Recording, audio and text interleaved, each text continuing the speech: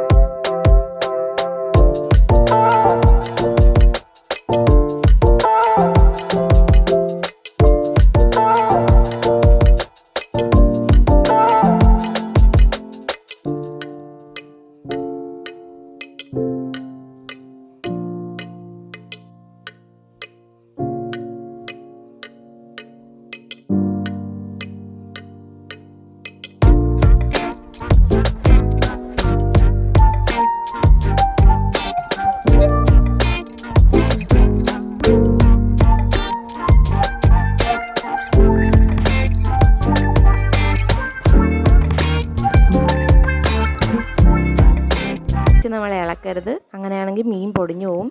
Just pan എടുത്ത് ഒന്ന് കറക്കി കൊടുക്കാം.